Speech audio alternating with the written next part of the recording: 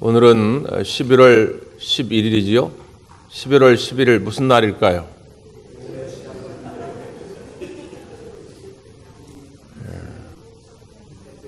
네, 부흥성회라고 외치신 분에게 특별한 하나님의 은혜가 있길 바랍니다. 넌센스 퀴즈 하나 낼까요? 물은 물인데 사람들이 제일 좋아하는 물은 뭘까요? 선물입니다. 선물. 단번에 맞히시네. 선물. 빼빼로데이 때 빼빼로 선물 그거 많이 받아봐야 별거 아닙니다. 부흥성에 나오시면 하나님의 선물이 가득합니다. 여러분의 삶을 만족해 하고 행복해 하는, 회복시킬 수 있는 놀라운 선물이 준비되어 있습니다. 이번 부흥성에 여러분 시간 7시간 꼭 다 지켜서 정말 하나님을 만날 수 있는 복된 시간이 되기를 바랍니다. 저는 개인적으로 참 심령 부흥성회라는 말을 참 좋아해요. 심령.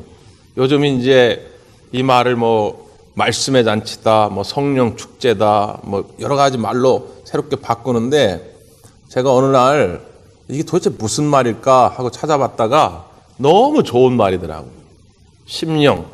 우리 영혼이라 할 수도 있고 마음이라 할 수도 있고. 우리 옛날 히브리 사람들은, 유대인들은 그 심령이 이 속에, 심장, 간에 있다고 본 거예요. 우리랑 비슷한 거죠.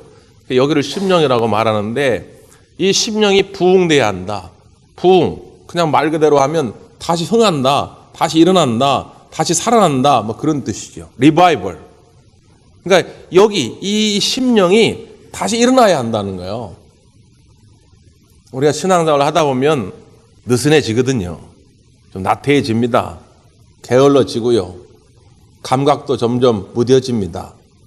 옛날에는 그냥 찬송 하나만 불러도 눈물이 글썽글썽하고, 하나님 말씀 듣기만 해도 그냥 은혜가 넘치는데, 지금은 찬양 불러도 무슨 앵무새 뻐끔뻐끔 하듯이 따라하고, 말씀을 들어 자꾸 딴짓만 하고, 지금도 딴 생각하는 분들 많이 계신 것 같아요.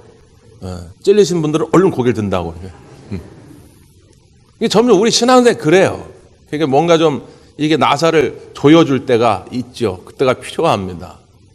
그래서 이번 부흥성회는 훈련소와도 같은 거예요. 다시 한번 느슨했던 마음, 우리의 신앙생활을 훈련받아가지고 다시 하나님 앞에 중심을 세워가는 시간이고, 또 목욕탕과 같아가지고 우리의 찌든 때들을 다시 한번 벗겨내는 그런 시간입니다. 이번 부흥성회를 통해서 다시 한번 여러분의 심령이 살아나기를 바랍니다.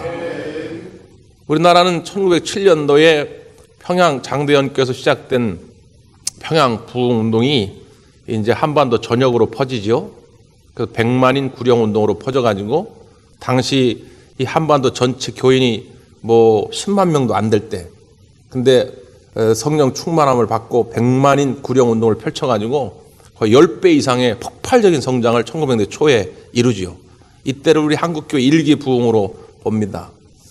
이 한국 대부흥운동에 영향을 미쳤던 운동 가운데 하나가 1904년도 영국 웨일스에서 일어난 웨일스 대부흥운동입니다. 이 웨일스 대부흥운동이 너무 뜨거워가지고 전 세계 기자들이 취재하러 그곳으로 모여요. 어떤 기자가 웨일스 기차역에 도착했습니다. 사람들이 물어본 거예요. 여기 대부흥 그 현장이 어디입니까? 대부흥이 어디 있습니까? 이렇게 물어본 거죠. 그때 그 기차역에 있던 한 중년 부인이 여기입니다. 소리를 질러요.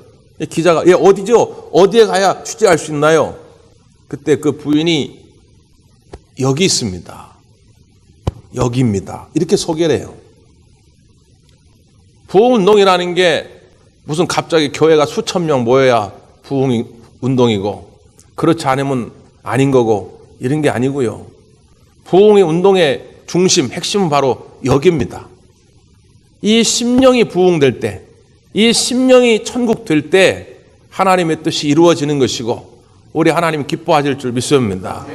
이 심령이 부흥될 때 우리의 가정이 부흥되고, 이 심령이 부흥될 때 우리 교회가 부흥되는 것이고, 이 심령이 부흥될 때 나아가 우리 민족의 부흥의 역사가 일어날 줄 믿습니다. 여기가 부흥이 안 되면요, 이게 냉랭하면요, 아무것도 안 됩니다. 교회를 수백억짜리 아주 근사한 예배당을 줘놔도 여기가 부흥이 안 되면 교회 부흥이 안 됩니다. 에이, 목사님, 설마요, 교회 잘 저놓으면 부흥되지 않을까요? 여러분, 유럽에 가보십시오. 100년 넘게 지은 수백억짜리 예배당들이 교인 10명, 20명 모여서 앉아서 예배드립니다. 왜? 이게 식어졌어요, 이게. 여기가 뜨겁질 않은 거리요.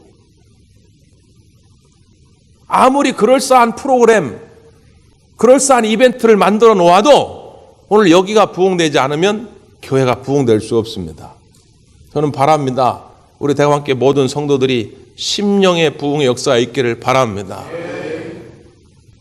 이 말은 이 심령의 부흥의 역사가 일어나기 시작하면 안 되는 일이 없는 거예요. 막힘이 없는 겁니다. 어떤 한계, 어떤 장애도 극복해 갈 줄 믿습니다.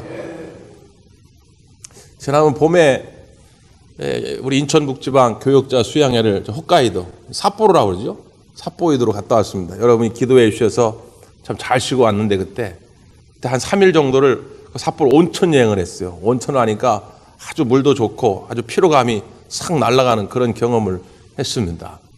근데 그 삿포로 여행 가운데 더 잊지 못할 순간이 있었는데 그 가이드를 통해서 들은 설명입니다. 그 삿포로에 오면 관광지 중에 하나가 농과대학이 있습니다. 무슨 대학이 관광지인가 그러는데 거기에 유명한 동상이 하나 있어요. 백인입니다. 윌리엄 클라크라고 하는. 윌리엄 클라크는 세계적인 농업학자입니다. 세계적인 식물학자예요. 근데 이 사람이 유명해진 것은 그 동상과 함께 붙어있는 표어 때문입니다. 그 표어가 뭐냐면 Boys be ambitious. 청년들이여 꿈을 가져라. 청년들이여 이 야망을 가져라. 이게 제가 학창시절에 영어 공부하면 꼭 나오던 그런 수거예요. 그리고 유명인들이 무슨 연설할 때 꼭 인용하는 말. 그 말을 한 사람이 바로 윌리엄 클라크입니다. 일본이 혼란기에 빠져 있을 때 어떻게 하면 이 나라 경제 부흥을 이룰까? 특별히 당시에는 이제 농업이니까요. 19세기 때니까 농업 부흥, 농업 개혁을 이룰 수 있을까 하다가 미국의 유명한 그 농업학자였던 윌리엄 클라크를 이 삿포로에 초청을 해요. 삿포로에 농과대학을 세우기 위해서. 그가 학장으로 이제 부임을 하는 거죠. 요코하마 항에 일행이 도착을 했는데 일본 문무성 관리가 나가봤더니 보따리를 그냥 어마어마하게 가져온 거예요. 그래서 교수님, 도대체 이 보따리가 다 뭡니까? 그랬더니 성경책입니다. 그러더라는 거예요. 교수님, 우리 일본은 학교에서 어떤 특정 종교를 가르칠 수가 없습니다. 이 성경책 가져가시면 안 됩니다. 그때 클라크 박사가 나 그러면 이거 다 싸가지고 나 다시 미국으로 가겠다고. 그러니까 난처하죠. 그럼 알았습니다. 그러면 학과 중에 그 시간 중에 수업 시간 중에는 안 되고 끝나고 방과 후에 그때는 마음껏 하십시오. 이렇게 양해를 해준 거예요. 그래서 삿포로에 농과대학을 세우고 학교가 마치면 학생들을 모아가지고 성경을 가르치기 시작합니다. 그 윌리엄 클라크 박사의 영향을 받아가지고 우찌무라 간조, 7, 80년대 한국 신학교에서는 이 우찌무라 간조의 책을 엄청 많이 봤거든요. 그분의 영향을 많이 받았습니다. 또 다나카 총리 같은 유명한 정치인, 수많은 인물을 이 윌리엄 클라크의 후학들에서 배출해냅니다. 일본을 새롭게 이렇게 세운 거죠. 그가 늘 주장하고 싶었던 것은 바로 이겁니다. 하나님의 말씀에 붙잡혀 살면 여러분은 꿈을 가질 수 있습니다. 야망을 가질 수 있습니다. 지금 형편이 어떠하든지 간에 그게 문제가 아니라 하나님의 말씀의 사람이 되십시오. 그러면 여러분은 꿈을 가지고 성공할 수 있습니다. 이걸 주장한 것이지요. 말씀을 통해서 심령이 부흥만 될 수 있다면 지금 여러분이 당면하고 있는 문제 아무것도 아닙니다. 문제는 이게 부흥이 안 되는 거죠, 이게. 오늘 본문의 말씀도 그 이야기죠. 느헤미야서는 크게 두 단락으로 나뉘어집니다. 1장부터 7장까지는 느헤미야 주도하에 예루살렘 성벽이 재건되는 과정입니다.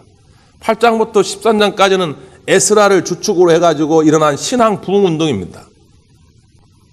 느헤미야는 바벨론의 포로로 끌려갔다가 그 바사로부터 예루살렘 총독으로 임명받아서 돌아온 사람이에요.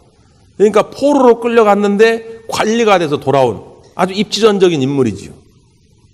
그는 늘 그 바벨론에서 출세했지만 항상 그 자기의 고향, 자기의 본국 이스라엘이 걱정이 되는 거예요. 황폐해진 이 이스라엘.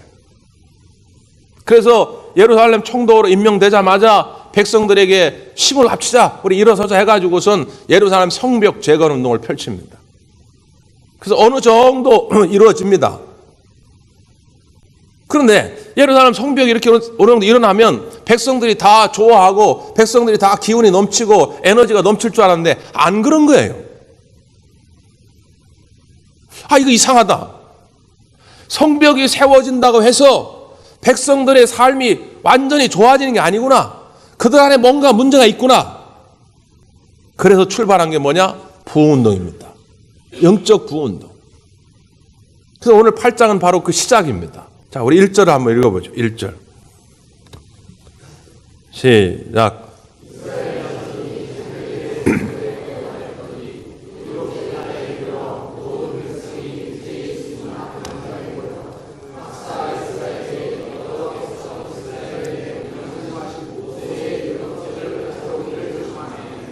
백성들이 모여가지고 학사에스라, 학사는 서기관이라는 뜻이거든요.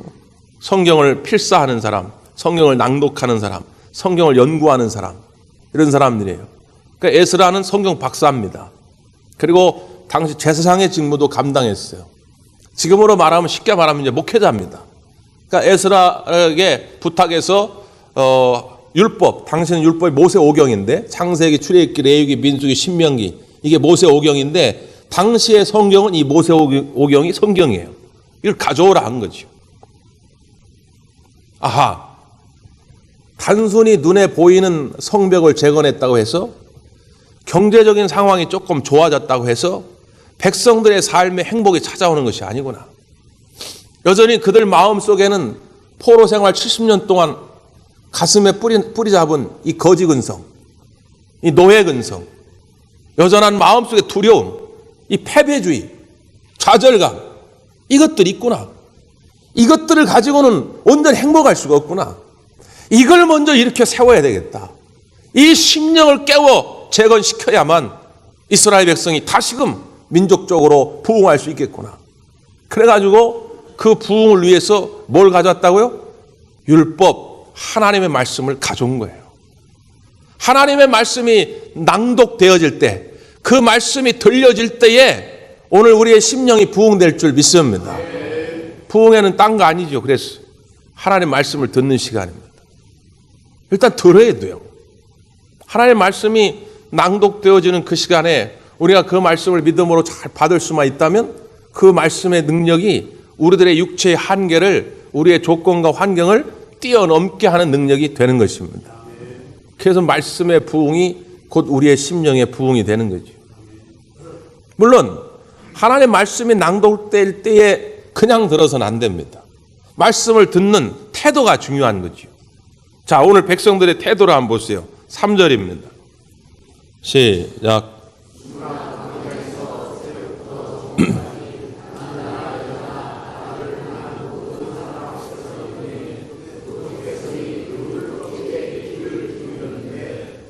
여기 보면 새벽부터 정오까지 들었다는 거죠. 대략 6시간입니다. 저는 개인적으로 설교를 길게 안 하지요. 30분을 안 넘기려고 합니다. 그래서 아직 결론이 남아있는데, 아직 뭔가 빠진 게 있는데도 한 30분쯤 되면 딱 끊어요. 이거 굉장한 은사입니다. 왜? 딱 벌써 30분 넘어가면 몸 막 비꼬시는 분들, 평소에는 보지도 않던 주보, 괜히 주보 보시는 분들, 시계 막 들여다보는 분들, 별 사람 다 있거든요. 그러니까 딱 30분 정도 끊는데, 근데 여전히 어떤 자신의 소신, 목회 철학을 가지고 지금도 설교 1시간 이상씩 하는 분들 계세요. 그게 뭐 어느 게 옳다 그러다 그건 판단할 수 있는 문제가 아니죠. 그분의 또 목회 철학이시니까. 근데 막 그 1시간 넘게 했다고, 왜 이렇게 기냐고, 지루하다고. 근데 오늘 이 본문의 백성들은 몇 시간이요? 6시간. 하나님 말씀이 낭독되는 시간에 꿈쩍하지 않고, 다른 한 사람도 도망가지 않고 꼬박 하나님 말씀 6시간 들은 거예요. 마음의 자세가 중요합니다. 내게 주시는 꿀송이 같은, 내게 주시는 신령한 선물인데 6시간이면 어떻고 10시간이면 어떻습니까? 내게 주시는 축복의 말씀인데 여러분 말씀을 사모할 수 있기를 바랍니다. 그들이 그 6시간 동안 귀를 기울였다. 귀를 집중했다는 거예요. 집중했다. 그걸 어떻게 표현하고 있냐면요.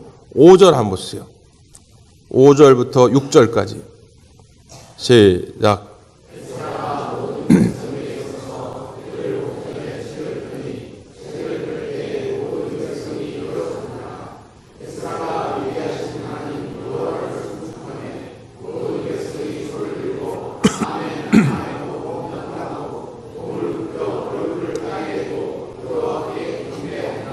아멘. 주목하는 건 하나, 일어섰다는 거죠. 여러분 우리가 앉아서 1시간 설교 듣는 것도 지루하는데 지금 이 사람들은 하나님 말씀이 선포될 때 일어서서 6시간을 견딘 거예요. 물론 중간중간에 어떤 쉬는 타임이 있었는지 모르겠지만 성경을 그냥 그대로만 보면 하나님 말씀이 선포되는 시간 그걸 그냥 일어서서 경외하는 마음으로 받아들였다는 거죠. 몇 년 전에 우리 한국에서 세계 감리교대회가 있었는데 세계 감리교 지도자들이 다 모였어요. 예배 시간인데 성경을 읽는데 사회자가 성경을 읽는데 갑자기 유럽 사람들, 미국 사람들 벌떡 일어나는 거예요. 한국 사람들이 깜짝 놀랐죠. 왜 그런가? 근데 그 사람들은 어렸을 때부터 훈련이 된 거예요. 예수님의 말씀이 딱 선포되면 잘 일어납니다. 다. 지금도 미국 교회 같은 경우에는 하나님 말씀 읽는 시간에 다 일어나요. 앉아서 읽지 않습니다. 그 왜 그렇죠? 하나님 말씀을 경외하는 마음을 갖는 거예요. 근데 우리는 일어서는 정도는 아니더라도 제발 하나님 말씀이 들려질 때 집중을 해야 할 거 아닙니까? 이 말씀이 정말 나에게 생명의 말씀이다. 이 말씀만 있으면 오늘 내 삶의 문제를 다 해결받을 수 있다. 이 말씀만 있으면 내가 어둠의 권세와 싸워 이길 수 있다. 이런 각오가 있어야 되지 않겠어요? 또 하나는 뭐라고 했습니까? 손을 들고 아멘, 아멘 했다는 거죠. 지금도 어떤 교회는 그렇게 훈련을 시키더라고요. 일산의 모교회는 목사님 무슨 이렇게 설교 시간에 여러분 그렇게 믿으시길 바랍니다. 그럼 성도들이 아멘, 아멘, 아멘 이렇게 하더라고요. 그것도 장관이에요. 거기도 꽤 큰 교회인데 그렇게 처음부터 훈련을 시킨 거예요. 옛날 이스라엘 백성들이 그렇게 한 겁니다. 아멘 할 때 그냥 아멘 하지 않고 아멘 이렇게 아멘. 여러분 아멘의 뜻이 뭡니까? 히브리어인데요. 우리말로 번역을 하면 그대로 되기를 원하나이다. 선포되는 그 말씀이 내게 그대로 이루어지기를 원하나이다. 그게 아멘이에요. 부흥회를 하면요. 목사인 저도 가끔 찔릴 때가 많아요. 얼굴이 화끈화끈거릴 때가 많습니다. 그럼에도 불구하고 고개를 가로젓지 않아요. 아멘으로 받습니다.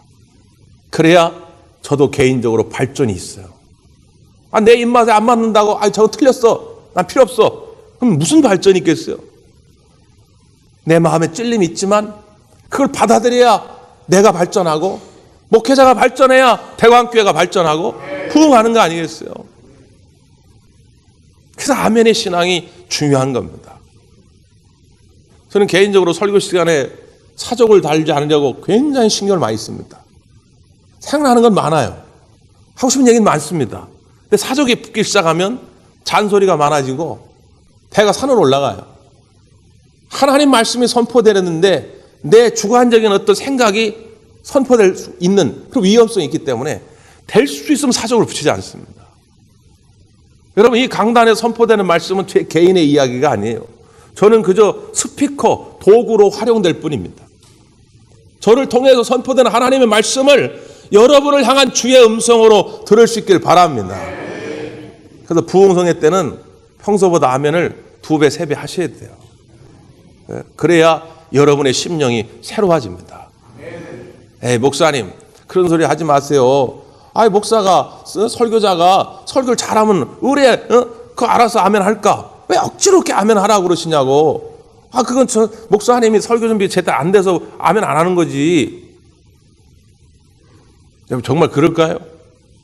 사도행전에 보면요, 똑같은 설교의 내용인데 두 가지의 태도, 반응이 나타납니다. 베드로가 나타나가지고 설교를 했어요. 내용은 간단합니다. 예수님이 십자가에 죽으셨다. 왜 죽으셨냐? 너희들 죄 때문이다. 너희들이 예수님이 십자가에 못 박았다. 그러므로 너희들이 회개하여 돌아와라. 그래야 산다. 그거예요. 똑같은 설교를 후에 누가 하느냐? 스데반 집사님이 합니다. 내용은 똑같아요. 스데반 집사님도 예수님 십자가에 달려 죽으셨는데 너희들 때문에 죽었다. 너희들이 죄인이다. 회개하고 돌아와라. 근데 베드로가 설교하였을 때 수많은 사람들이 마음에 찔려 통곡하며 어찌할꼬 했다는 거예요. 그러니까 베드로가 돌아오면 된다. 회개하고 세례받으면 된다. 그래서 세례받고 믿은 자가 하루에도 3,000명, 5,000명이 교회로 나온 겁니다. 근데 똑같은 내용을 스데반 집사님이 했는데 어떻게 했어요? 돌로 쳐 스데반 집사님을 죽이는 겁니다. 야, 거북해. 왜 그런 소리 나한테 해? 듣기 싫어. 너 죽어야 돼. 돌을 쳐 죽이는 거예요. 하나님 말씀이 선포될 때 때론 내 뜻과 좀 다를 수도 있고 이해할 수 없는 이야기일 수도 있지요. 거북스러울 수도 있지요. 그러나 하나님 말씀은 내 심령을 부흥케 하고 내 영혼을 풍성케 할 줄 믿습니다. 아멘으로 받아들이시는 거예요. 그래야 삽니다. 그래야 살아요. 찰스 알렌이라고 하는 박사가 쓴 책 가운데 심령의 치료자 하나님이라는 제목의 책이 있어요. 실제 한 일화를 소개하는데, 큰 기업의 사장인데 업무 스트레스에 시달려가지고 공황장애, 우울증을 경험합니다. 불면증에 시달리고 식욕부진에 시달리고 대인 기피증이 생기고, 그래서 찾아온 거예요. 이 알렌 박사를 상담하려고. 쫙 이야기를 들어본 다음에 알렌 박사가 처방전을 하나 써줍니다. 집에 가서 이 처방전을 읽어보는데 꼭 시키는 대로 해야 됩니다. 하루에 5번을 드셔야 되는데 일어나서 한 번, 아침 먹고 한 번, 점심 먹고 한 번, 저녁 먹고 한 번, 그리고 주무실 때 한 번. 이 시간을 꼭 지켜야 되고 너무 빠르게도 하지 말고 늦게도 하지 말고, 하다가 중단하면 안 되고. 그 집에 가가지고 처방전을 펼쳐봤어요. 무슨 약을 먹으라고 하는 얘기인가 봤더니 약이 아니라 시편 23편의 말씀이 쓰여져 있는 겁니다. 여호와는 나의 목자시니 내가 부족함이 없으려다. 그가 나를 푸른 풀밭 쉴 만한 물가로 인도하신도다. 내가 사망의 음침한 골짜기로 다닐지라도 해를 두려워하지 않는 것은 주께서 나와 함께 하십니다. 그 내용이죠. 이게 뭔가 처음엔 의아했는데 어쨌든 의사가 시키는 대로 하게 된 거지요. 하루에 5번 꼬박꼬박. 일주일쯤 지나니까 설명할 수 없는 평안함이 찾아옵니다. 한 달쯤 지나니까 불면증이 사라집니다. 그렇게 몇 달이 지나도록 하루도 빠짐없이 하루에 5번씩 시편 23편을 낭독할 때 그가 이런 고백을 해요. 그 말씀을 읽을 때마다 나도 모르게 나는 이미 푸른 풀밭 쉴 만한 물가에 도달해 있었다. 그러니까 걱정할 것이 없게 되지요. 여러분, 아멘의 믿음을 가지고 주의 말씀을 우리가 받아들이게 되면 놀라운 기적들이 일어납니다. 베드로가 고기잡이 하다가 밤새도록 죽을 고생만 했는데 한 마리도 잡지 못했잖아요. 예수님 오셔가지고 저 깊은 곳에 던져라. 그때 이 베드로의 고백이 일품입니다. 이 고백을 우리가 배워야 돼요. 주여, 밤새도록 수고해서 한 마리도 잡지 못했지만, 자, 여기까지 현실입니다. 실존입니다. 누구나 다 겪는 경험입니다. 어쩔 수 없죠. 그러나 말씀에 의지하여 내가 그물을 내리리이다. 이 고백이 이 고백. 내가 말씀에 의지하여 그물을 내리리이다. 그랬더니 한 배뿐만 아니라 동료 배, 2배의 고기가 가득 차고 넘치는 역사가 있게 된 줄 믿습니다. 이 선물을 하나님이 여러분에 주시기를 원하는 거야. 이번 부흥성회를 통하여 말씀에 의지하여 하나님의 능력을 맛보는 시간 되기를 간절히 바랍니다. 기도하겠습니다.